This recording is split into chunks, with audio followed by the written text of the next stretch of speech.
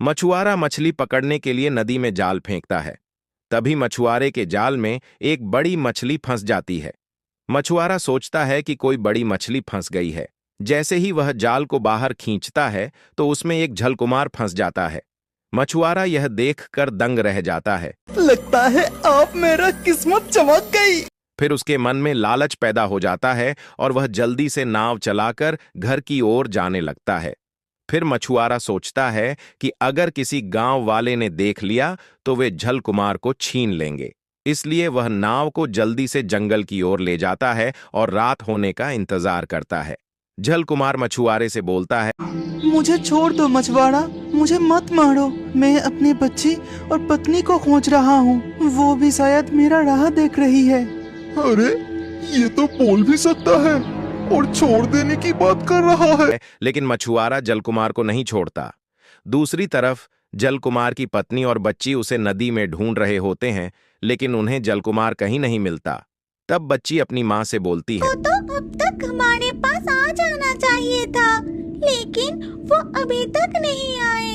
अब हम क्या करें? कुछ ही समय में अंधेरा हो जाएगा और मुझे बहुत डर लग रहा है माँ।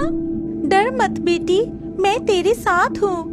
लेकिन ये जगह अब हमारे लिए सुरक्षित नहीं है। हमारे लिए यही अच्छा होगा कि जादुई मोती की मदद से मानव रूप धारण करके स्थल भाग में रहते हैं। फिर जलपरी अपनी बच्ची से कहती है कि हीरे को छू लो, जिससे वे दोनों इंसानी रूप में आ जाते हैं। फिर दोनों पानी से बाहर निकलकर जंगल की ओर बढ़ते हैं। तभी बच्ची बोलती है, मुझे बहुत भूख लगी है, मुझे कुछ खाने के लिए दो ना माँ। तभी अनार का पेड़ देखकर जलपरी को कुछ यादें याद आ जाती हैं। जब वो पहली बार रत्नकुमार के साथ भूमि पर आई थी। फिर वह अपनी बच्ची को बताती है, का पेड़ भी समय के साथ साथ कितना बड़ा हो गया है। तब रत्नकुमार अपने हाथ से अनार तोड़कर मुझे दिया था, लेकिन अब ये बहुत ऊंचा हो गया है। तब जलपरी वापस हीरे को छूती है और एक पक्षी का रूप ले लेती है। फिर वह उड़कर पेड़ से जैसे ही फल तोड़ती है, उसकी नजर दूर बैठे मछुआरे और जलकुमार पर पड़ती है, जो मछुआरे के जाल में फंसा होता है। तब जलपरी नीचे आकर वापस इंसानी रूप में आ जाती है।